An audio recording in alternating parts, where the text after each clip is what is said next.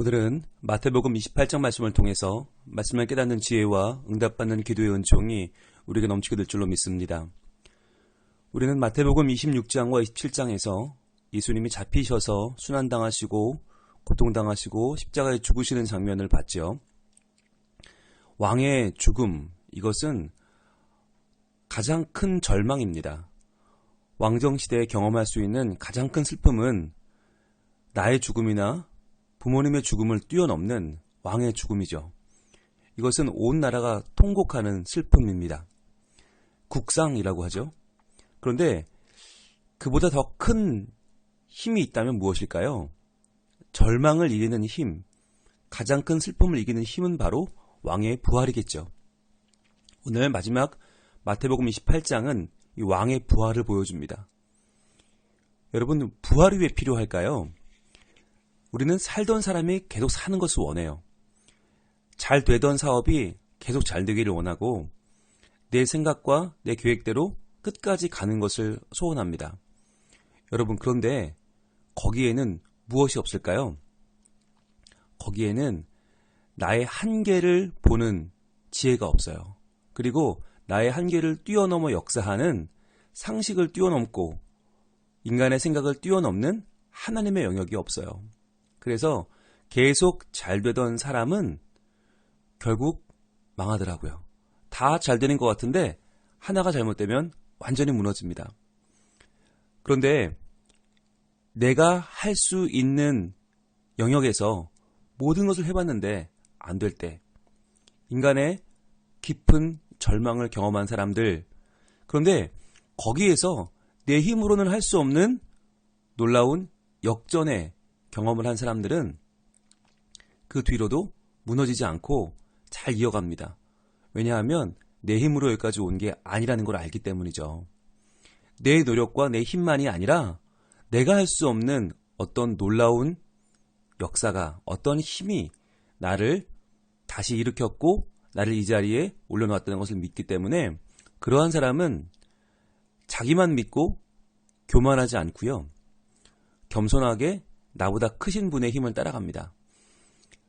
예수님의 죽음과 부활이 우리에게 보여주는 것은 우리의 인생이 끝난 것처럼 보일 때 거기에 분명한 새로운 시작이 있다는 겁니다. 예수님의 부활을 믿는다는 것은 단순히 조직신학적으로 예수님의 신성을 믿는다는 것만이 아닙니다. 예수님의 부활은 오늘날 우리도 다시 시작할 수 있음을 보여줍니다. 우리도 우리의 절망과 우리의 슬픔이 끝이 아니라는 것을 알게 합니다. 그래서 지금 이렇게 코로나19 사태로 모든 교회가 모이지 못하고 모든 모임이 파하는 이러한 때에 마치 교회가 교회의 역할을 못하는 것처럼 보이는 이때에 우리의 신자로서의 삶이 멈춰버린 것 같은 이때에 예수님의 부활에 대한 소식은 정말 중요한 이야기가 아닐 수 없습니다. 그래서 하나님께서는 이 시간 우리에게 이 마태복음 28장을 허락하시는 줄로 믿습니다. 자, 보겠습니다. 1절은 이렇게 시작을 하죠. 안식일이 다 지나고 안식 후 첫날이 되려는 새벽에 막달라 마리아와 다른 마리아가 무덤을 보려고 갔더니, 이렇게 시작이 됩니다. 자, 여기 안식 후 첫날이 나오죠. 동그라미를 한번 해보실래요? 안식 후 첫날. 자, 지금까지는 뭐가 중요했냐면 안식일이 중요했어요. 이 안식일이 하나님을 만나는 날이었고 인간의 모든 일을 쉬고 하나님 앞에 나와서 그 말씀을 누리는 날이었어요. 안식일이 중요했어요. 그런데 이제부터 새로운 역사가 쓰여지죠. 안식 후 첫날이 더 중요해졌어요. 왜? 이 날이 바로 부활의 날이기 때문에. 이 날이 주일이 되죠. 그래서 예수님의 부활 사건 이후로는 모여서 예배하는 날도 안식 후 첫날이 되고요.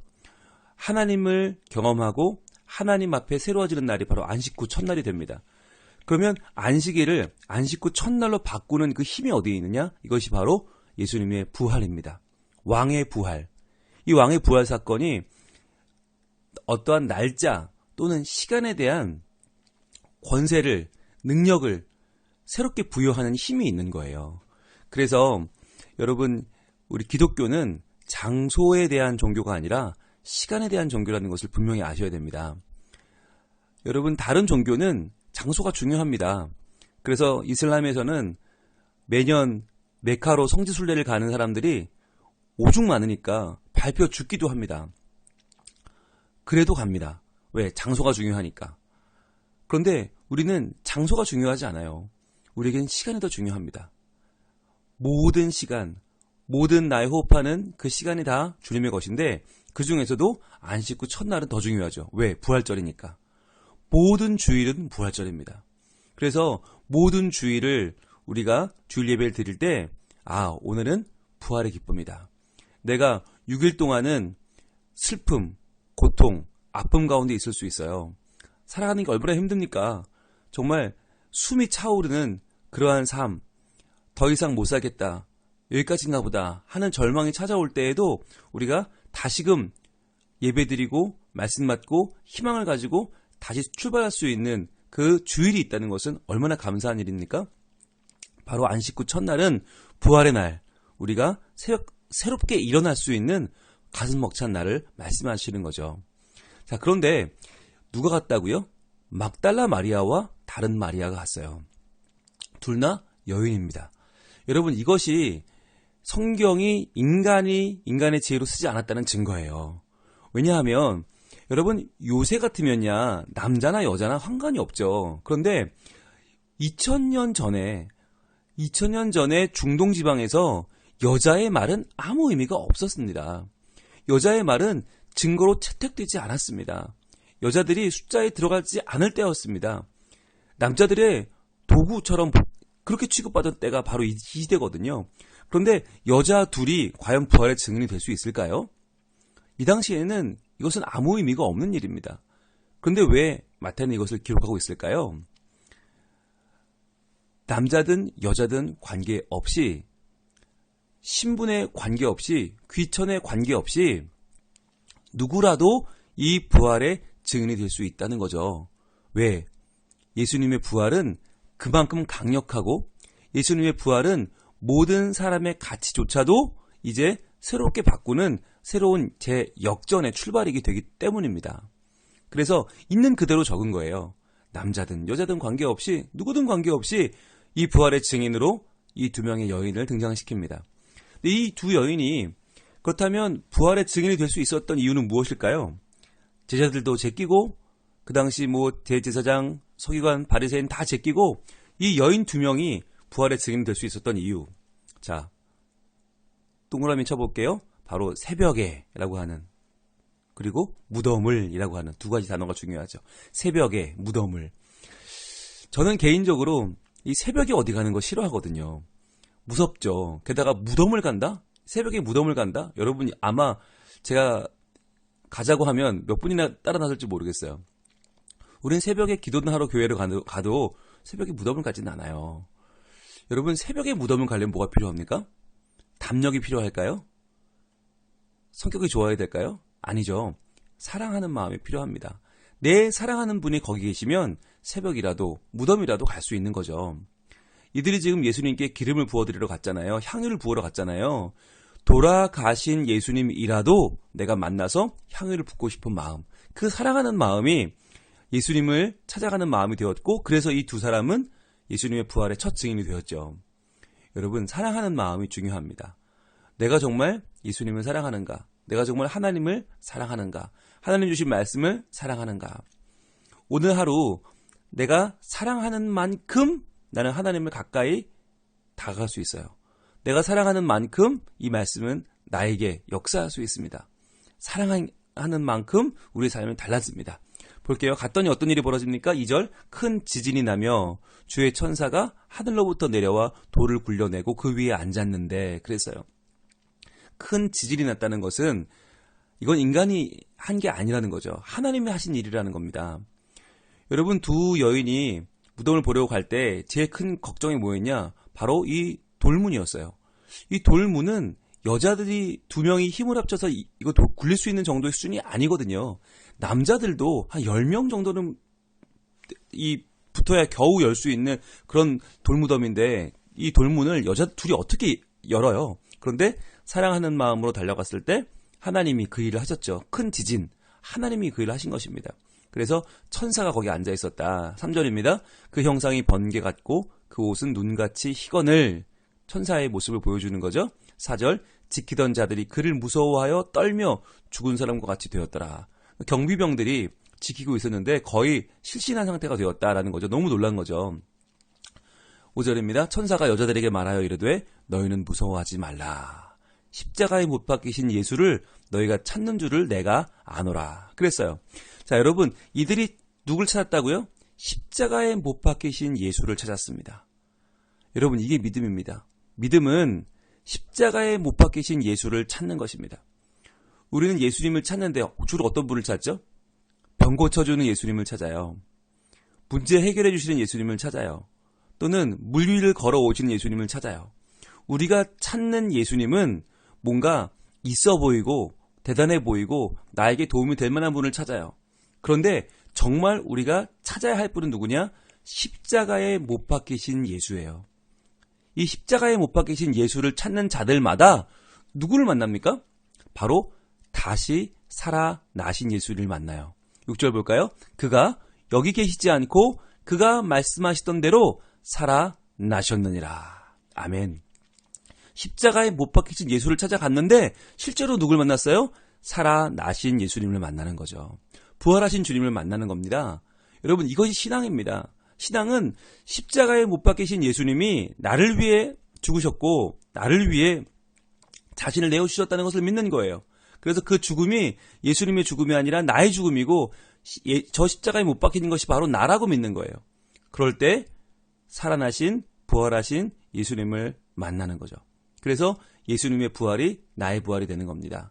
나도 다시금 이전의 모습대로가 아니라 새로운 하나님의 말씀대로 은혜대로 새로운 삶을 출발하는 거죠.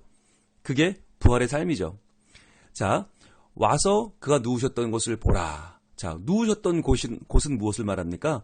그분이 확실하게 죽으셨다. 그러나 이제 무엇으로 부활하셨어요? 몸으로 부활하신 거죠.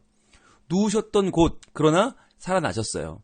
여러분, 어떤 사람들은 예수님의 부활을 몸의 부활로 이해하지 않고 정신적인 부활, 영적인 부활이라고 말하기도 합니다. 그게 더 믿음이 있어 보이잖아요. 그러나 그것은 부활을 깎아내리는 말입니다. 부활을 모르기 때문입니다. 부활은 몸의 부활입니다.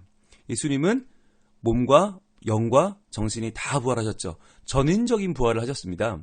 그래서 그것을 믿는 자마다 우리도 전인적인 부활을 하는 것이죠. 여러분, 여기서 그러면 누가 죽고 누가 살았습니까? 우리가 기대하던 예수님은 죽었습니다. 모든 사람들이 바라던 유대인의 왕, 민족의 지도자, 이스라엘을 구해줄 정치적인 영웅은 죽었어요. 그런데 누가 부활했어요? 아무도 기대하지 못했던 우리의 죄를 사하시고 우리를 새롭게 이 땅 가운데 하나님의 자녀로 서게 하시는 우리의 구세주 예수님이 살아나신 것입니다. 그래서요, 여러분, 십자가에서 우리도 죽어야 됩니다. 누가 죽습니까? 내가 바라던 나의 모습, 내가 꿈꾸던 나의 미래는 십자가에 죽고 누가 살아나요? 부활하신 예수님과 함께 동행하면서 그분의 꿈을 이루고 그분의 나라를 이루는 그분의 백성으로 우리 살아나는 것입니다. 그래서 마태가 그렇게 얘기하는 왕은 왜 중요한가? 그 왕을 따르는 자마다 왕과 함께 죽고 왕과 함께 부활하기 때문입니다. 그래서 부활하신 왕을 따라가는 다시 한번 새롭게 태어난 부활한 제자들이 누구냐? 바로 우리들이라는 거예요. 자, 그래서 그들에게 이 천사가 말합니다. 7절, 또 빨리 가서 그의 제자들에게 이르되 그가 죽은 자 가운데서 살아나셨고 너희보다 먼저 갈릴리로 가시나니 거기서 너희가 배우리라 하라. 보라, 내가 너희에게 일렀느니라 하거늘. 그랬습니다. 자, 노란색 한번 들고 표시해 보세요. 또 빨리 가서. 자, 가서. 그 다음에 그의 제자들에게 이르되. 자, 가서와 이르되를 한번 표시해 보세요. 부활을 경험한 우리가 해야 될 일이 뭐냐? 가는 거예요. 가서 이르되 말하는 겁니다. 가서 말하는 거. 여러분, 이게 뭐가 먼저예요? 말이 먼저예요? 가는 게 먼저예요? 가는 게 먼저예요. 빨리 가라. 빨리 가라. 자, 부활은요, 말로 전하는 게 아니라 실제로는 달려가는 겁니다. 행동으로 하는 겁니다. 행동으로 하는 건데, 자, 그래서 여자들이 어떻게 해요? 8절에 보세요. 그 여자들이 무서움과 큰 기쁨으로 빨리 무덤을 떠나 제자들에게 알리려고 다름질할세. 자, 빨리 무덤을 떠나서 다름질에 갑니다. 여러분, 이것이 뭐냐? 부활을 경험한 사람이 뭐가 달라지느냐? 바로 삶이 달라지는 거예요. 몸이 움직이는 거예요. 여러분, 예수님의 부활을 목격한 이들은 몸이 움직입니다. 몸이 반응을 합니다. 그리고 그들이 달려간 삶이 달라지는 것이에요. 자, 그런데 여러분, 이것과 11절 이후에 이 벌어지는 일들은 전혀 다르거든요. 자, 11절과 15절 요 사이에 무슨 일이 벌어지냐면, 이 여자들이 갈 때 경비병 중 몇이 성에 들어가 모든 된 일을 대제사장들에게 알립니다. 그랬더니 그들이 장로들과 함께 모여 의논을 하고 군인들에게 돈을 많이 줍니다. 돈을 주면서 말하기를, 야, 그의 제자들이 밤에 와서 우리가 잘 때 그를 도둑질해 갔다라고 하라. 만약 이 말이 총독에게 들리면 우리가 권하여 너희로 근심하지 않게 하리라 하리니, 자, 책임질 테니까 뭐라고 해요? 15절, 군인들이 돈을 받고 가르친 대로 하였으니 이 말이 오늘날까지 유대인 가운데 두루 퍼지니라 그랬어요. 자, 말로 막았어요. 여러분, 부활의 능력을 알고 전하는 사람들은 뭘로 전해요? 삶으로 전해요. 몸으로 전해요. 그런데 그것을 막으려고 하는 사람들은 뭘로 막아요? 말로 막아요. 돈과 말로 막아요. 자, 그러면 뭐가 더 빨라요? 여러분, 말이 빨라요? 몸이 빨라요? 말이 빠르죠. 말이 빨리 퍼져나가고 말이 사람들을 금방 현혹시킵니다. 여러분, 그래서요, 우리가 볼 때 몸으로 하는 건 너무 느리게 생각이 돼요. 이건 너무 더디고 이래가지고 되나? 세상은 말로 사람들을 현혹시키고 말로 속이고 돈과 말로 하는데, 우리는 이게 몸으로 해서 내가 직접 삶으로 얼마나 바뀌나. 여러분, 이게 항상 우리는 걱정되고 불안해요. 그런데 여러분, 결국은 뭐가 이깁니까? 말이 이겨요? 몸이 이겨요? 돈이 이겨요? 삶이 이겨요? 여러분, 진리가 이기는 것입니다. 어디에 진리가 있냐가 중요한 거예요. 여러분, 거짓말로, 가짜로 돈을 풀고 말을 푼다고 됩니까? 결국은 예수님의 부활은 모든 세계에 퍼져나갔고, 예수님의 부활은 모두를 새로운 삶을 살게 하는 힘이 되었습니다. 이때 이 대제사장들은, 장로들은 돈으로 막으면 될 줄 알았어요. 말로 막으면 될 줄 알았어요. 그러나 이것은 실패했습니다. 그래서 여러분, 하나님의 계획은 뭐냐면 우리의 몸이 바뀌길 원하세요. 여러분, 우리의 입이 바뀌길 원치 않고 우리의 말로 하길 원치 않으시고 몸으로 찾아가서 몸으로 사랑하고 몸으로 섬기고 몸으로 부활을 증거하기를 원하시는 거예요. 그게 더디지만, 그게 힘들지만, 그게 안 될 것 같지만 결국은 되는 하나님 나라의 역사입니다. 오늘도 우리에게는 삶을 요구하는 하나님이 계십니다. 그 삶이 어떠한 삶입니까? 여러분, 오늘 마태복음 28장의 제일 마지막 부분 18절부터 20절까지의 말씀이 바로 예수님의 지상명령이죠. 지상명령을 잘 보시면 우리의 몸으로, 우리의 삶으로 무엇을 하기를 원하시는지가 나와 있어요. 18절, 예수께서 나와 말씀하여 이르시되, 자, 예수님을 만났습니다. 부활하신 주님이 만났어요. 그분이 말합니다. 하늘과 땅의 모든 권세를 내게 주셨으니. 자, 하늘과 땅의 모든 권세는 이제 주님의 것입니다. 그분은 다시 왕이십니다. 왕의 죽음은 왕의 부활로 더 견고해집니다. 더 그분의 권세는 더 확실해집니다. 그러므로 너희는 어떻게 해요? 가서, 동그라미 해보세요. 가서 모든 민족을 제자로 삼아, 동그라미 해보세요. 제자로 삼아. 그 다음에 아버지와 아들과 성령의 이름으로 세례를 베풀고, 자, 세례를 베풀고까지 세 가지죠. 처음에 가서, 몸이 가야 돼요. 삶이 가야 돼요. 그 다음 제자로 삼아. 제자로 삼으라는 건 무엇입니까? 예, 이 사탄의 왕국에서 억압 가운데 살아가고 있는 주의 백성들, 죄의 영역 가운데 있는 사람들을 하나님의 거룩한 백성으로 편입시키라고 하는 군사적인 명령이에요. 세례를 베풀어라. 그들에게 새로운 정체성을 주어라는 거죠. 더 이상 죄인이 아니고 죄를 따라 먹고 사는 사람이 아니고 이제는 하나님의 의의 백성이 되었다는 것을 선포하라는 거예요. 세례를 베풀어라. 자, 그 다음에 뭐 합니까? 20절, 내가 너에게 분부하는 것을 가르쳐 지키게 하라. 가르쳐 지키게 하라. 동그라미 해보세요. 즉, 가서 제자로 삼고 세례를 베풀고 가르쳐 지키게 하는 거죠. 이 가르쳐 지키게 하라는 것이 바로 예수님의 말씀으로 훈련시키라는 명령이에요. 이게 지금까지 누가 했던 일입니까? 예수님이 이 땅에서 하셨던 사역입니다. 이제 이 사역이 그를 따르는 주의 백성들, 부활하신 왕을 따르는 바로 그의 하나님 나라 백성인 우리들에게 주시던 예수 그리스도의 명령입니다. 이 모든 것은요, 다 말로 하는 게 아니에요. 가는 것, 제자로 삼는 것, 세례를 베푸는 것, 가르쳐 지키는 것이 다 우리의 몸으로, 우리의 삶으로 해야 하는 일인 거죠. 여러분 생각해 보세요. 모든 민족을 제자 삼는 게 이게 금방 됩니까? 오래 걸립니다. 가는 것도 오래 걸리고, 제자로 삼는 것도 오래 걸리고, 세례를 베푸는 것도 오래 걸리고, 가르쳐 지키게 하는 거 되게 오래 걸려요. 우리의 다음 세대를, 아직 하나님 모르는 사람들을, 나보다 연약한 사람들을 변화시켜서 주의 백성 만드는 거 힘든 일이에요. 그런데 이 일, 더뎌 보이고 힘들어 보이고 정말 잘 발전이 없는 것 같은 이 일이 왜 중요한가? 마지막 예수님 말씀입니다. 볼지어다 내가 세상 끝날까지 너희와 항상 함께 있으리라 하시니라. 아멘. 이 일이 더디지만, 이게 힘들지만, 몸으로 부활을 전하는 이 일이 어리석어 보이지만, 그러나 이 일이 의미 있는 이유가 뭐냐? 세상 끝날까지 우리와 함께 있겠다 말씀하시는 예수님이 우리의 왕이시기 때문입니다. 그 왕이신 예수님이 우리를 버리지 않고 어디 가시지 않고 우리와 함께 계시다는 거예요. 그러면 우리의 인생은 성공한 것입니다.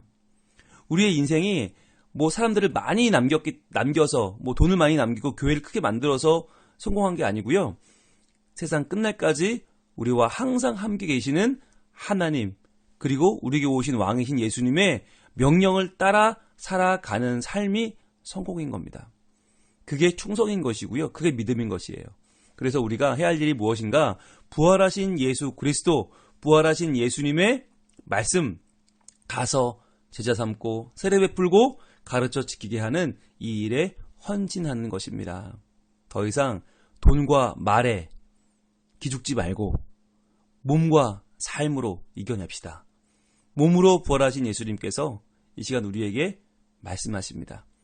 너희도 몸으로 세상을 변화시키는 나의 백성으로 살라고. 나의 부활을 열심히 증거하면서 부활을 경험한 자로 살라고 말씀하십니다. 왕이신 예수님의 죽음은, 왕이신 예수님의 부활로 우리에게 훨씬 더 큰 영향력을 미치고 우리의 삶을 변화시키는 능력이 되었습니다. 이제 우리가 이 힘을 가지고 이 코로나19 사태를 이겨낼 수 있기를 원합니다. 우리의 절망을 넘어, 우리의 아픔을 넘어, 우리의 눈물을 넘어 새로운 소망과 새로운 희망으로 미래를 열어주실 우리의 왕이신 예수 그리스도를 따라서 우리도 새롭게 우리의 삶을 정비하고 출발하여 다시 한번 그분의 능력과 권세를 내가 경험하고 마음껏 전하여 세상을 변화시키는 하나님 나라의 백성들로 서는 우리 성민가족들 될 수 있기를 우리 하나님 원하고 계십니다. 기도하겠습니다. 하나님 감사합니다. 신약의 첫 책 마태복음을 오늘 강해를 마칩니다. 왕의 복음, 왕을 전해주는 이 마태복음 가운데에서 가장 하이라이트는 바로 왕의 부활입니다.